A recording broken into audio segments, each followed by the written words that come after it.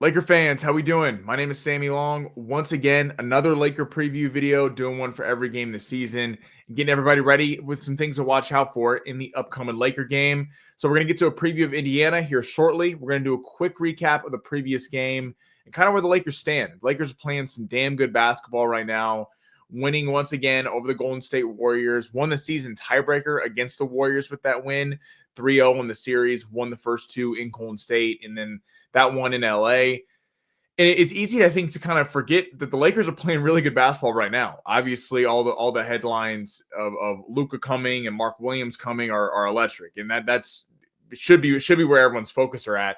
But it's pretty amazing that the Lakers are playing good ball right now, considering no Max Christie, no Anthony Davis, no Dalton Knecht for the last game, no Cam Reddish even. So the bench has been very depleted, and they're still winning these games. Because I think that was part of the worry when AD was hurt, and the Lakers didn't even know he was going to get traded. Laker fans didn't know he was going to get traded.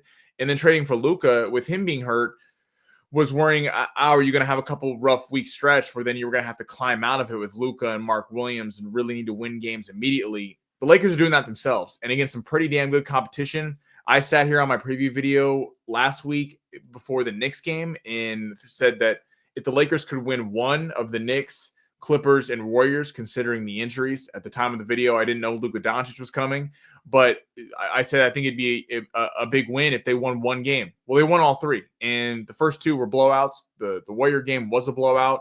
They let them creep back in, but that's what happens when you have a team that can shoot the ball so well, even though the Warriors are struggling.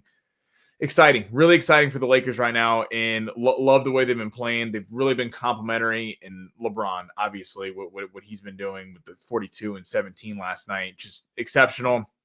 And the supporting cast, I think Gabe Vincent has been the real guy who's really stepped up. This was the Gabe Vincent that everyone thought the Lakers were going to get when they signed him from Miami, but then he was hurt for most of last year and couldn't really get it going at the end of the season, and then had a rough start to this year, but has really kind of found his groove. So it's exciting. It's exciting, and can't wait for Luka and Mark Williams to get on the court. Speaking of those two, preview of Indiana, Luka will be debuting Monday, they think, against Utah at home. So hopefully he'll debut Monday at home against Utah, and then on the road at Utah on Wednesday. So get two games in against Utah before the All-Star break. Mark Williams might be able to play in this game. He's still trade pending. They've been a little hush-hush on it, but it seems like they're trying to get him to LA, get him kind of up to speed, and he might be available for this game.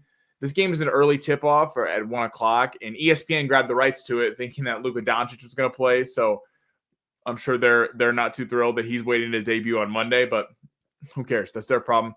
And the injury report-wise, Mark Williams, I just said, trade pending. He's questionable. Reeves is questionable with a left elbow contusion, and LeBron is questionable with left ankle soreness. And Luka, Kleba, and Wood are out.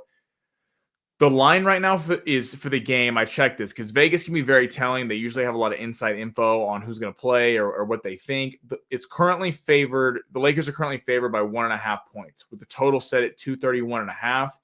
That tells me that LeBron, Reeves, and Mark Williams are all going to play, at least Reeves and LeBron. If LeBron and Reeves are out and Mark Williams are out, or two of those three are out, the Lakers probably are not favorites in this game, considering Indiana's a damn good team.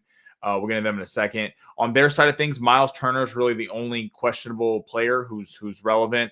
He's a game-time decision. He left their previous game against the Clippers with a head injury about halfway through, so be interesting to see what he if he goes tomorrow.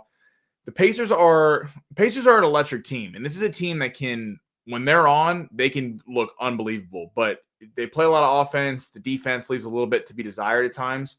But the offense of this team, they can score in bunches. They currently sit in 4th in the Eastern Conference, right behind the Knicks and right in front of Milwaukee. Their last game was a win over the Clippers, which helped the Lakers out a little bit in the Western Conference standings. Before that, they had lost to the Portland Trailblazers. And then before that, they had won 4 games. They had been on a 4-game winning streak, scored over 130 in a couple of those games. So this team can flat out score. In their starting lineup, Tyrese Haliburton, about 18 points a game, about 9 assists per game, leads the team in assists, and Siakam leads the team in points per game at 21. This team actually has 5 players all in the starting lineup that average double digits. Haliburton with 18, Siakam with 21, Turner with about 15, Nembhard with about 11, and Mathurin with about 16. Young player out of Arizona. This team's only going to keep getting better. They're probably going to be a force to be reckoned with in the East for a long time. Mathurin, Nembhard, Haliburton, Turner, they're all in their 20s. Turner's a little bit older at 28. Haliburton's 24, Mathurin's 22. Nembhard's really young. He's like 22, 23. The kind of vet on the team is Pascal Siakam at 30. So very young team. It feels like they're like a piece away. They definitely feel a step down from the Boston, the Cleveland, the New York, hell, even a Philly if they're fully healthy. They kind of feel like a little bit of a step down from them. But still, this team is going to be tough out in the Eastern Conference. Coming off the bench, they got a lot of size. They got Thomas Bryant, former Laker, comes off the bench, plays a lot of minutes for them. Obi Toppin, the former New York Knick, who came over in that Siakam trade, I believe. He's nice forward with a lot of size. Aaron Naismith is a guard that kind of spells Haliburton and Mathurin. Ben Shepherd and TJ McConnell as well.